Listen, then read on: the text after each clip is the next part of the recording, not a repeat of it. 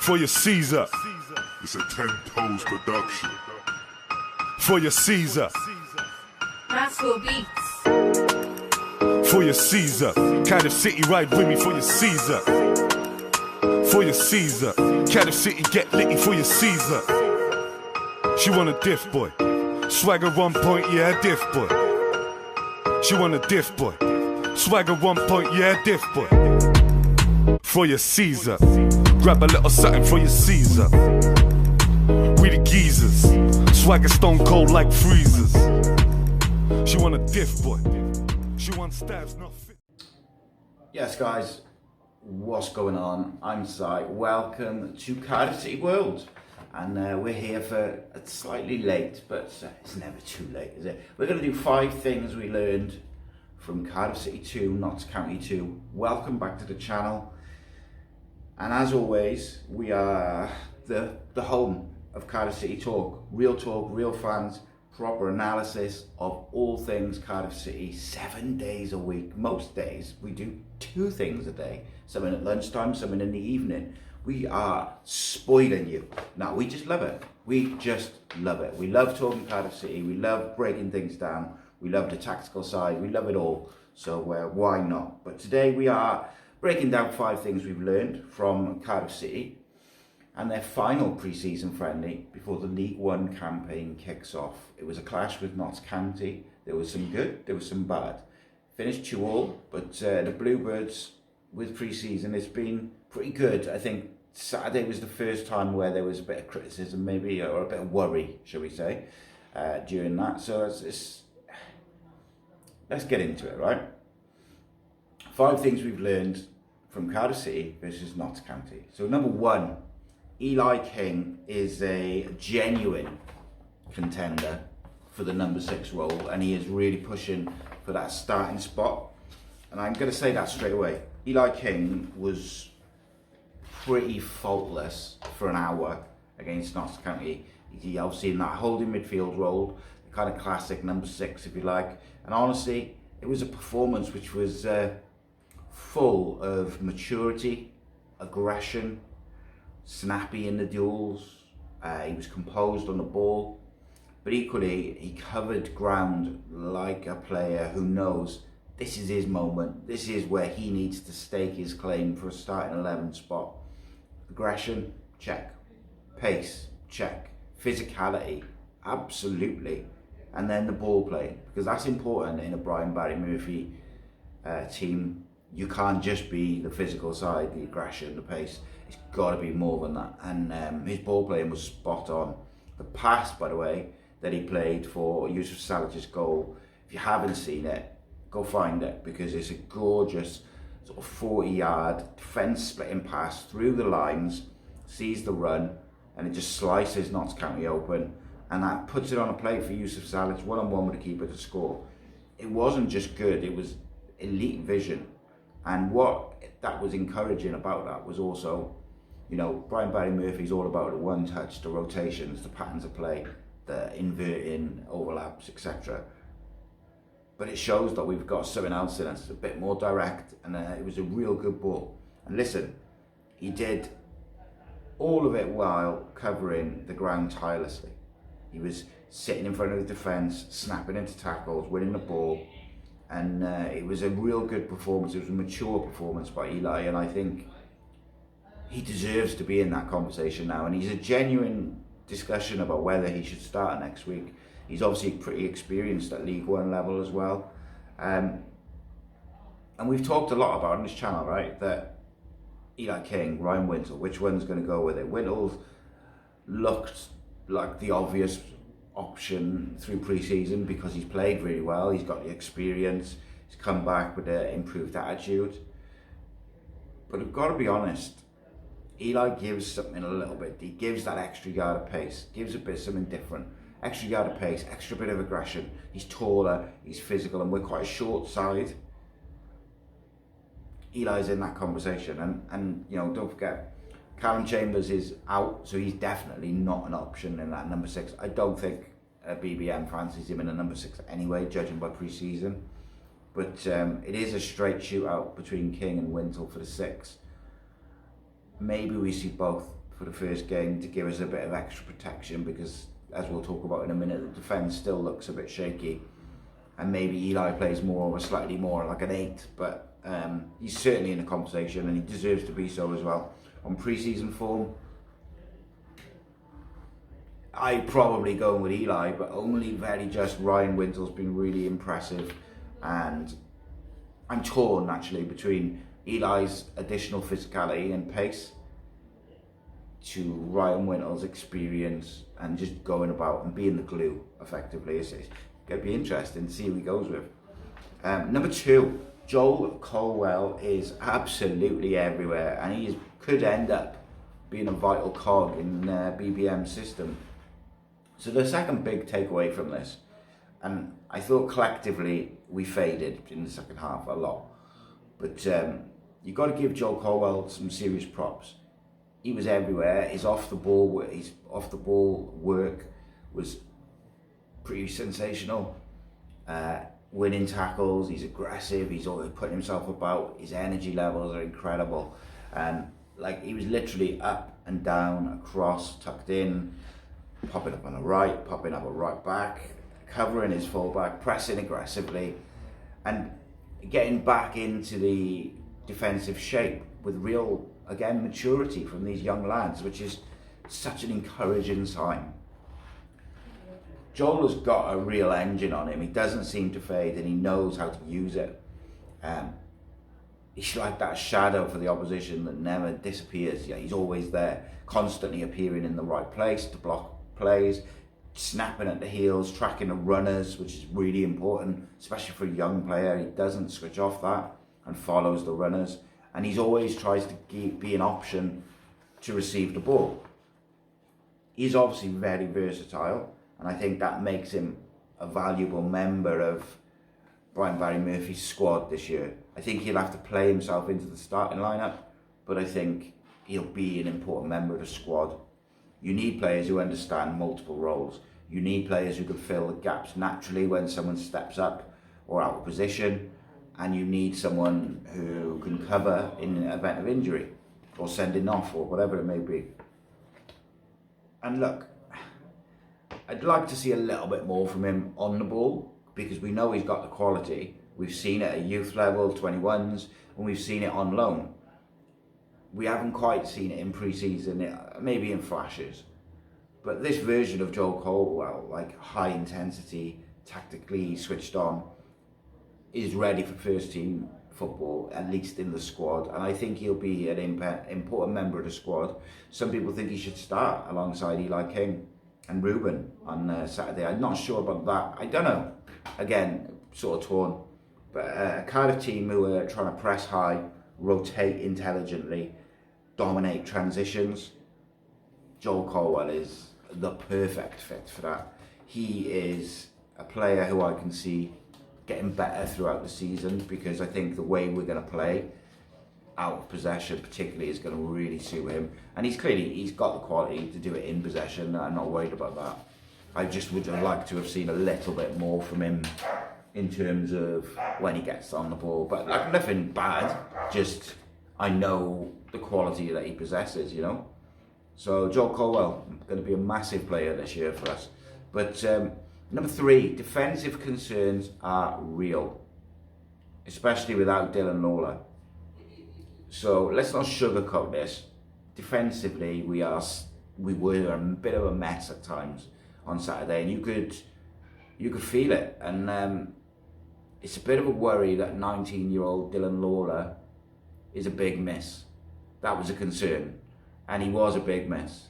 Whether it was the structure, the build-up, playing from the back, even the confidence within that back line, the composure, it wasn't there that we'd seen in the QPR game.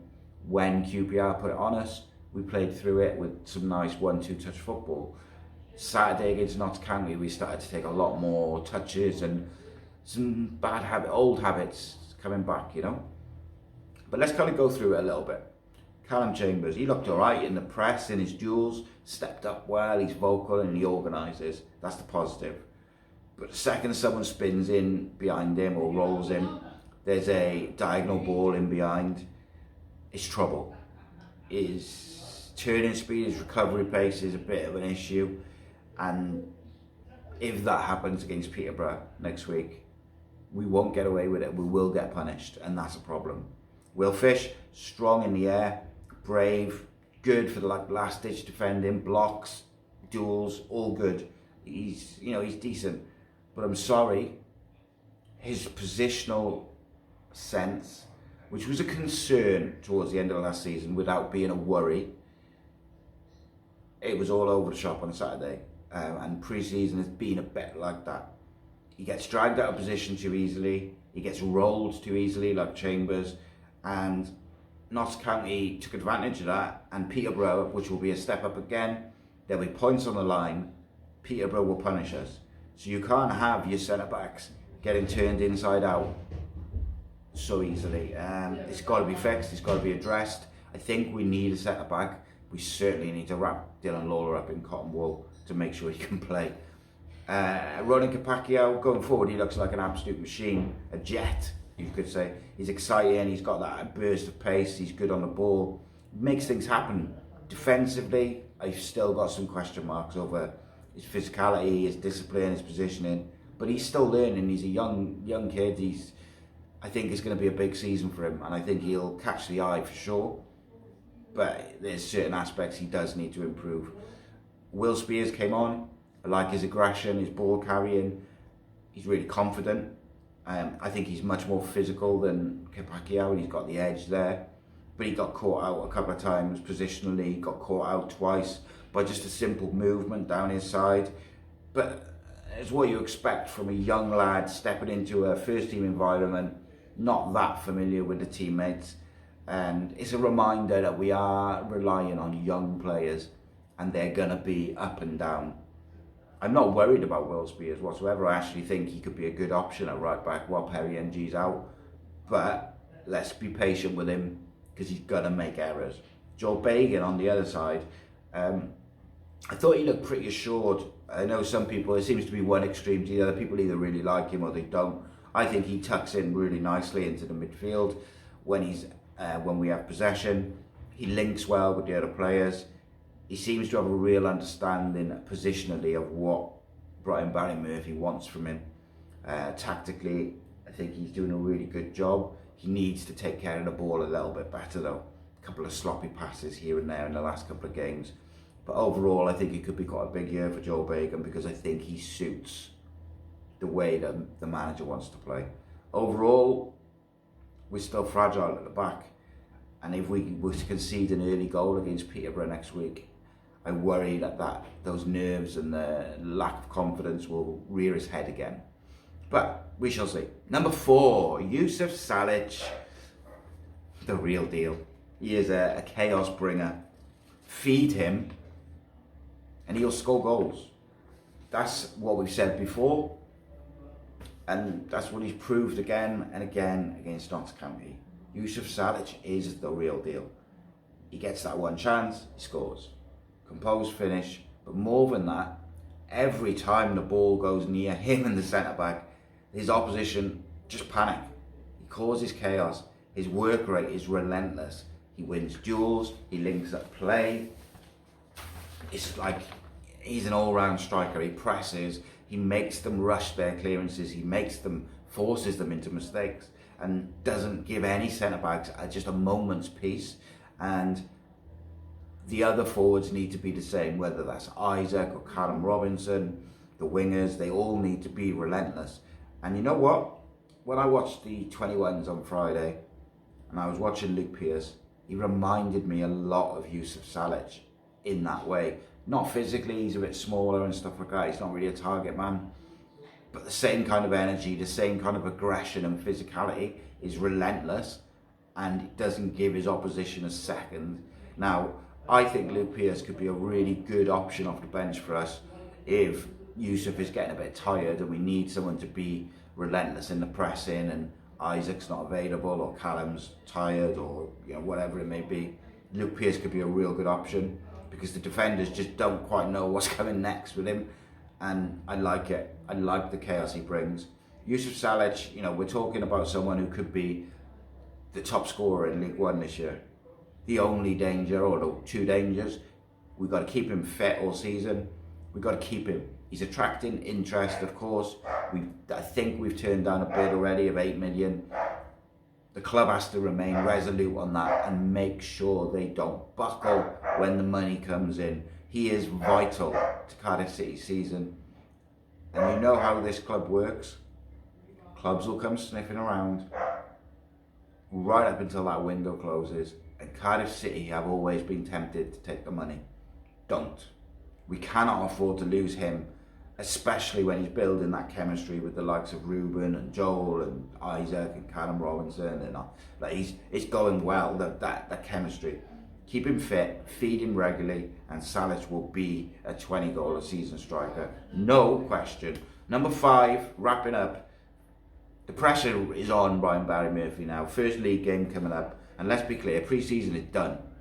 And while we've seen signs of promise, real promise, exciting promise, we've also been reminded of the weaknesses and the cracks in this squad. Brian Barry Murphy's job now is to pull together the right 11 and win that opening game versus Peterborough, and then we can just build on that. It's not going to be easy. Perry NG's out.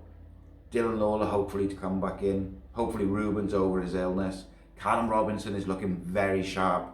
Yusuf Salich is cooking. Joel Colwell and Eli King have pushed their statements to try and get in that starting lineup. Brian Barry Murphy's got to get that balance right. Centre backs, Fish, Chambers is out. Do you go Fish and Lawler? It's a difficult one. Darland barely featured. Or do you roll the dice and you put Eli King at centre back alongside Dylan Lawler? They know each other well. It sounds mad, but with Chambers out and Brian Barry Murphy reportedly having doubts about Darland, King might actually be the best option for next Saturday. I don't know. But what it tells you is we are relying heavily on young players. We know this. Ruben, Lawler, King, Joel Colwell. And while that's exciting, it's a bit of a red flag. Because they are kids at the end of the day. We need some senior... I'm being heckled. Must be a Swansea dog. We need a senior leader to step up and lead these young players, because the system's clear, the one-touch rotations, the pass and move, the intelligent pressing, but the personnel needs to match the plan.